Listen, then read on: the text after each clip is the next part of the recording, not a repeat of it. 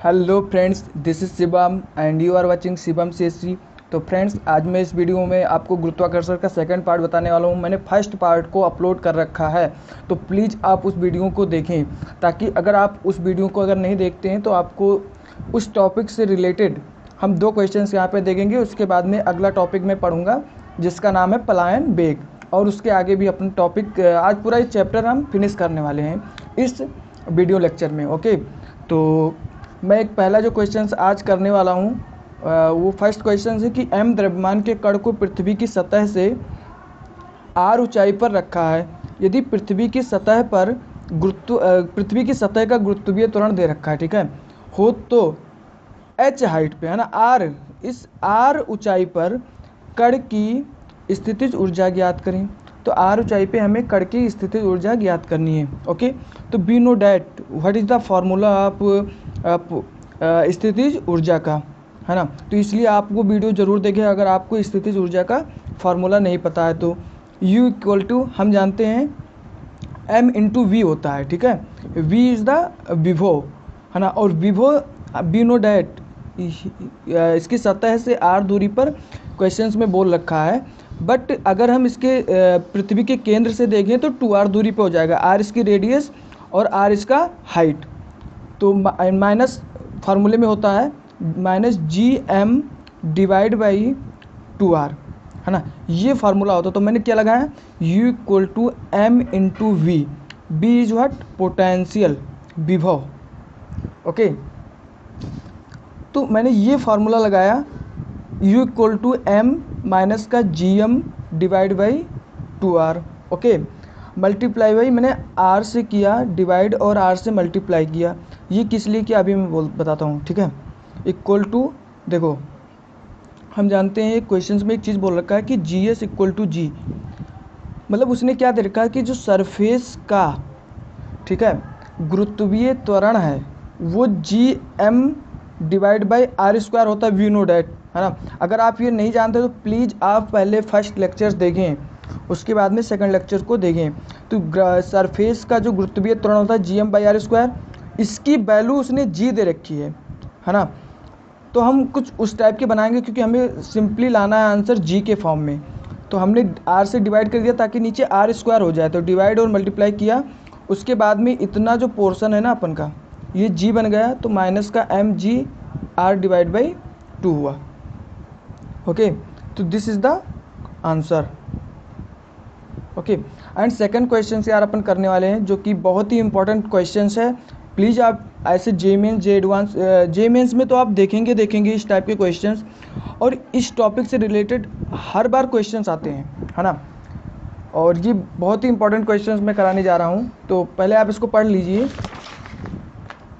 Okay, चलो मैं ही पढ़ देता हूँ। m द्रव्यमान के एक कण को, ठीक है, पृथ्वी r, द्रव्यमान m है पृथ्वी की सतह से v इक्वल टू इतने वेग से उसको क्या कर रहे हैं कि चाल से प्रेक्षित किया जाता है, ठीक है। डायग्राम भी साथ साथ में बनाते हैं, ठीक है। डायग्राम क्या कह रहा है पूरा। ओके फ्रेंड्स, तो एक m द्रव्यमान का एक मतलब एक पृथ्वी था जिसका द्रव्यमान कितना बोल रखा है, m है, ठीक है। इसकी रेडियस r बता रखी है, मैंने इसकी रेडियस r मान ली। ओके, उसके बाद में उसने और कुछ बोला है, उसको पढ़ लेते हैं। एक कण को जिसका द्रव्यमान m है ना, ये पृथ्वी हो गई। यहाँ से एक कोई कण है जिसका द्रव्यमान m है, इसको फेंकते हैं, ठीक है। जो इसकी यहाँ पे चाल है, प्रेक्षित चाल, वो कितनी है, gr और डिवाइड बाई 2 है, ठीक है। ये कह रहा है तो कण द्वारा पृथ्वी की सतह से प्राप्त अधिकतम ऊंचाई बतानी है। अच्छा यार, ये बताओ कि ये अधिकतम ऊंचाई कब प्राप्त करेगा। हमने पृथ्वी की सतह से कण को हमने फेंका है, ठीक है। तो ये कण मान लिया ऐसे फेंक दिया, सोच के देखो, ऐसे से फेंक दिया, कहीं ना कहीं ये रुकेगा।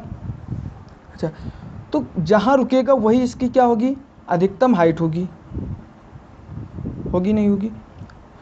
तो हम एक काम कर सकते हैं यहाँ पे यार, क्या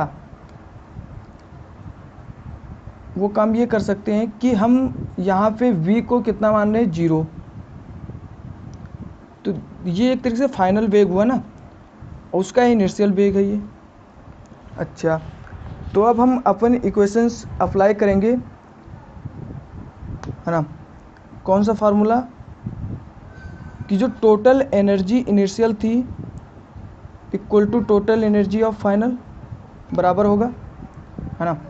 अगर हम इसको अप्लाई करते हैं, ठीक है, तो यहाँ पे लिखते हैं, ठीक है।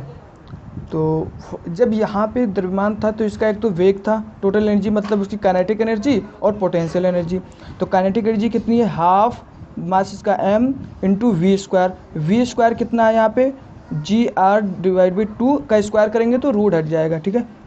प्लस अभी इसकी पोटेंशियल एनर्जी जिसको हम कहते हैं स्थितिज ऊर्जा कितनी है, तो स्थितिज ऊर्जा m, okay, m, okay friends, m into v कितना है, माइनस का G M divide by R, है ना। क्योंकि यहाँ पे जब कड़ है तो इसकी आर रेडियस पर अगर पोटेंशियल एनर्जी इस पृथ्वी का लिखेंगे तो कितना होगा, माइनस का G M divide by R, okay.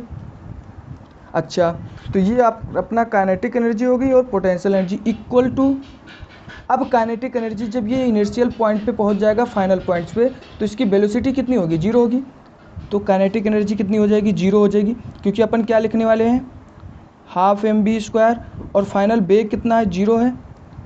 तो इस केस में काइनेटिक एनर्जी जीरो होगी। पोटेंशियल एनर्जी अब कितना है तो वो देख लो, पोटेंशियल एनर्जी इसकी कितनी है वहाँ पे, पोटेंशियल एनर्जी कितनी है इसकी वहाँ पे, बोलो, माइनस का जी पृथ्वी का मास m इंटू इसके केंद्र से उसकी दूरी, तो this is nothing but r plus h, क्योंकि r तो ये था, मान लिया हाइट h हाइट पे जाके रुकता है, तो ये हो गया यार।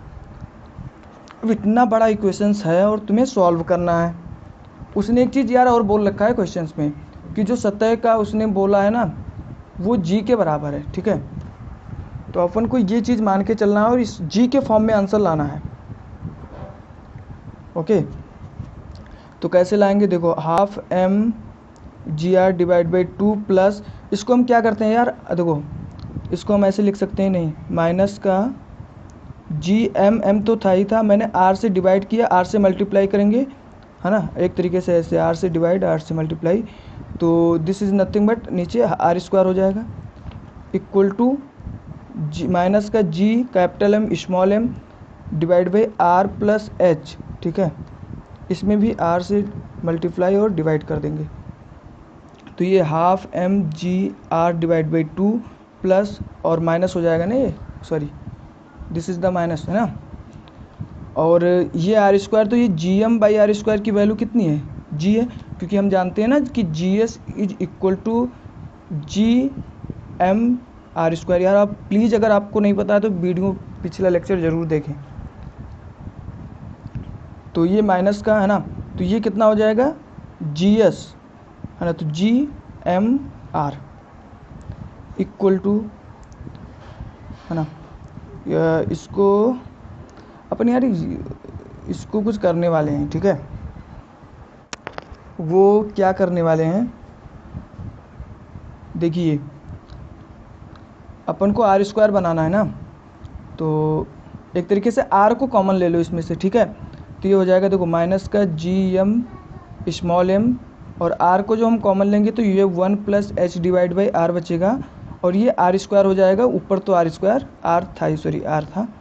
अच्छा, ये इतना जो है अपन का पोर्शन, सॉरी इसमें से एम हटा दो, स्मॉल एम को हटा देंगे तो ये फिर जी हो जाएगा। तो इसको हम लिख सकते हैं माइनस का G M R divide by 1 plus H divide by are.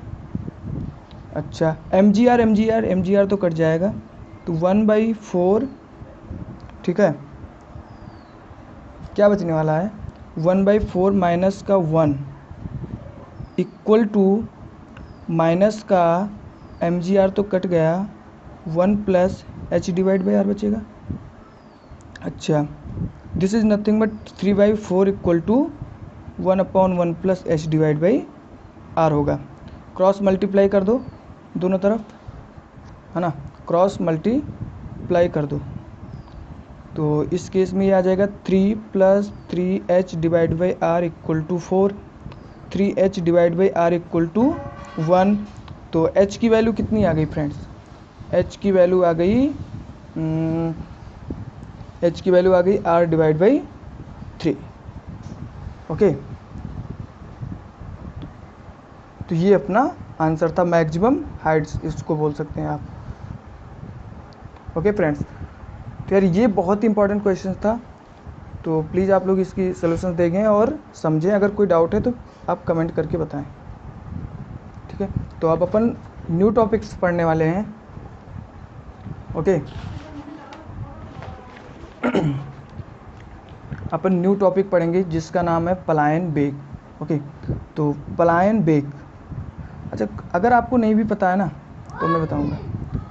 पलायन वेग क्या होता है, किसी भी ग्रह से कण को दिया गया वह न्यूनतम वेग, ठीक है, ताकि कण उस ग्रह के गुरुत्वीय क्षेत्र से बाहर निकल जाए, पलायन वेग कहलाता है। मतलब कि हम पृथ्वी के सतह से कुछ मिनिमम है ना, वो मिनिमम कितना हम वेग से उसको प्रेक्षित करें कि ताकि वो पृथ्वी पर घूम के आए ही ना, तो वो कहलाता है पलायन वेग।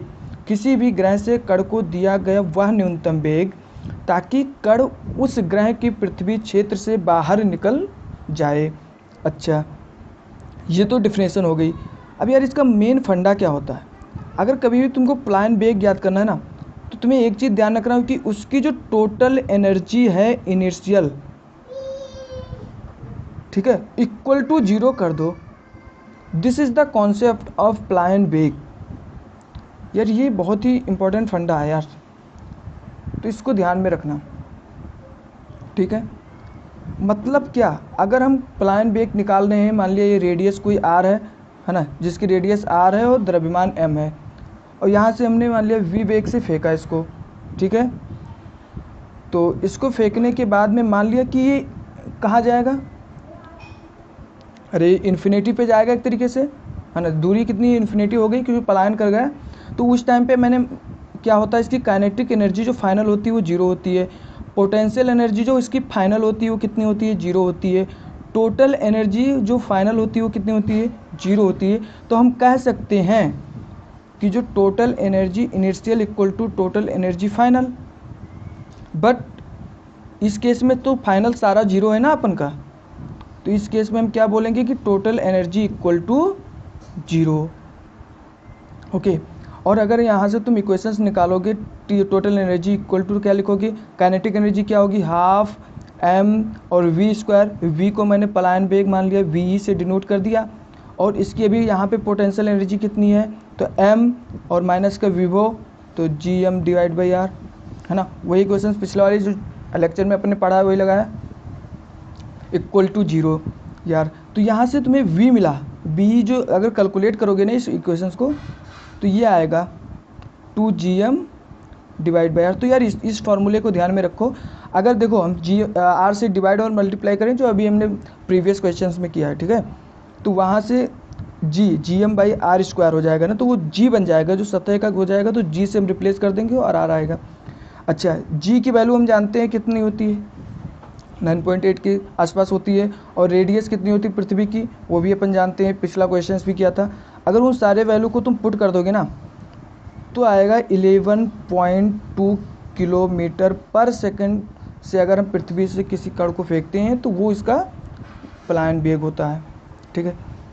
इम्पोर्टेंट पॉइंट क्या है यार, कि पलायन वेग वस्तु के द्रव्यमान तथा प्रेक्षीय कोण पर निर्भर नहीं करता है। ध्यान देना, ये डायरेक्ट क्वेश्चन आएगा कि पलायन वेग, दोबारा से पढ़ो इसको, पलायन वेग वस्तु के द्रव्यमान, ठीक है, तथा प्रेक्षीय कोण पर निर्भर नहीं करता। मतलब कि देखो यार, यहाँ पे कोई मास है क्या, कण का कोई मास है यहाँ पे, ये तो पृथ्वी का मास था जो हमने मान लिया m द्रव्यमान के कण को हमने v वेग पलायन वेग से अगर फेंक दिया, तो पलायन वेग कैलकुलेट करते समय m का कोई भी m है ही नहीं, तो वही कह रहा है कि पलायन वेग वस्तु के द्रव्यमान, अच्छा, और प्रेक्षीय कोण पर निर्भर नहीं करता है, तो यू नो, ठीक है।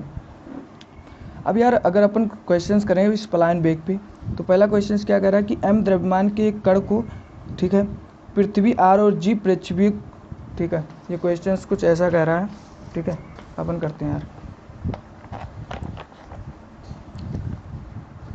ओके,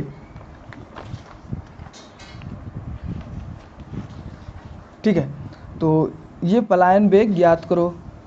तो पलायन वेग ज्ञात करने के लिए क्या कह रहा है कि अगर कोई एक द्रव्यमान है, सॉरी ये द्रव्यमान है जिसके द्रव्यमान m है, इसको अगर हम इसकी पलायन वेग ज्ञात करनी है, प्रेक्षित किया गया तो पलायन वेग ज्ञात करना है। m द्रव्यमान का कोई कण है, ठीक है, जिसकी रेडियस कितनी है, r है। कह रहा है m द्रव्यमान के एक कण को पृथ्वी rg पृथ्वी किया गया तो पलायन वेग ज्ञात करें, ठीक है। तो हमें करना क्या है, पलायन वेग, देखो किसी भी कण की अगर हमें पलायन वेग ज्ञात करना तो हम जानते हैं कि उसकी वेग यहाँ पे v मान लिया अपन ने, या बी कह दिया, और इसकी टोटल एनर्जी यहाँ पे जो है उसको जीरो कर दो। तो यहाँ की एनर्जी क्या होगी, काइनेटिक एनर्जी और पोटेंशियल एनर्जी। तो काइनेटिक एनर्जी इसकी कितनी होगी, हाफ उसका मास m इंटू वी स्क्वायर। अच्छा v हमने v मान लिया वेग, यही तो निकालना है अपन को, प्लस अब क्या लिखेंगे कि इसकी पोटेंशियल एनर्जी, इसकी पोटेंशियल एनर्जी कितनी होगी, m माइनस का, अच्छा अब तुम जानते हो कि इसकी पोटेंशियल एनर्जी क्या होगी। अगर m द्रव्यमान के एक कण को पृथ्वी की r और g पृथ्वी किया गया तो पलायन वेग ज्ञात करें। पृथ्वी क्या होती है, प्लीज़ आप लोग पिछला लेक्चर ज़रूर देखें, ठीक है। यहाँ पे हमने ठोस का फार्मूला लगाया है, पोटेंशियल एनर्जी का फार्मूला ठोस में क्या होता है, आप लोग ज़रूर देखें उस वीडियो को, उसका हमने विभव लिखा है, ठीक है, माइनस का 3gm डिवाइड बाई 2r। तो यहाँ से अगर तुम बी को कैलकुलेट करोगे तो कुछ इतना आएगा, जिसको हम रूट 3gr से लिख सकते हैं, ठीक है। तो ये है अगर ठोस उसने बोल दिया क्वेश्चंस में तो, क्योंकि ये पोटेंशियल एनर्जी ठोस का लिखा था। इसके पहले जो हमने यहाँ पे सॉल्व किया था तो कितना आया था, 2gm/r², और या अपन ने यहाँ पे माइनस का gm/r² पोटेंशियल एनर्जी लिखा था, पर यहाँ पे इतना लिखा है, ठीक है, ठीक है।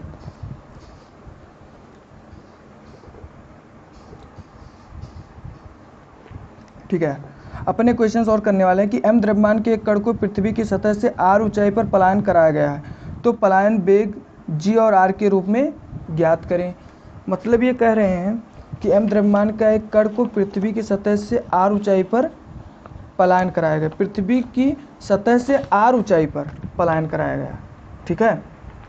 मतलब पृथ्वी की सतह से r ऊंचाई पर पलायन किया गया है, ठीक है। तो अपन को निकालना है, पलायन वेग निकालना है, ठीक है। तो क्वेश्चंस क्या कह रहा था, ये कोई पृथ्वी है, यहाँ इससे r दूरी पर एक कण रखा हुआ है जिसका द्रव्यमान m है, ठीक है। ये रेडियस r का एक पृथ्वी है, इससे सतह से r दूरी पर एक m द्रव्यमान है जिसको पलायन कराया गया है। उसका पलायन वेग हमने क्या माना, v। हमें फार्मूले पे ध्यान ही नहीं देना, पलायन वेग हमने तुरंत क्या मान लिया, इसका v, क्योंकि कह रहा है कि पलायन वेग कैलकुलेट करो। मैंने पलायन वेग कितना माना, v। अच्छा यहाँ से पलायन कर रहा है तो उसकी पलायन वेग ज्ञात करना, तो हम एक फार्मूला बस जानते हैं कि टोटल एनर्जी इक्वल टू 0 करना है, ठीक है। यहाँ पे अगर हम टोटल एनर्जी कैलकुलेट करें इस पॉइंट पे, है ना, जहाँ से हमें पलायन कराना है उस पॉइंट का, तो कैसे कैलकुलेट करेंगे, हाफ m v का स्क्वायर, ये हमने क्या लिखा, kinetic energy plus potential energy अपन को लिखना है अभी, ठीक है। पोटेंशियल एनर्जी क्या होगा इसका, यहाँ पे तो देखना m द्रव्यमान पर तो m इंटू वी, तो m माइनस का इसकी विभव कितना होगा, तो g पृथ्वी का मास m इंटू रेडियस, दूरी कितनी हो जाएगी 2r इक्वल टू 0। अच्छा उसने फिर बोल रखा है एक चीज़ कि GS is equal to GM divide by r² और g के बराबर दे रखा है, ठीक है। ये क्वेश्चंस में दे रखा है ना। तो इन केस में अगर तुम देखोगे तो half mv² plus m minus का gm divide by 2r² into r से डिवाइड और मल्टीप्लाई किया इक्वल टू 0 किया। तो इन केस में अगर देखो तो हाफ mv², ठीक है, equal to g capital M small m divide by 2r² into r होगा, ठीक है। और ये क्या हो जाएगा GS, क्योंकि GM/r² g के बराबर है ना, तो दिस इज, और m से m कट जाएगा, तो half v square is nothing but equal to this is what GR divide by 2। तो यहाँ से जो 2 से 2 भी कट गया, तो जो पलायन वेग कितना आया यार, सॉरी यार 2 से 2 हमने काट दिया, तो पलायन वेग कितना आएगा, रूट GR। ओके, तो ये अपना पलायन वेग था, इसका कितना आया आंसर अपन का, रूट GR। ठीक है, तो ये अपन का एक क्वेश्चन था।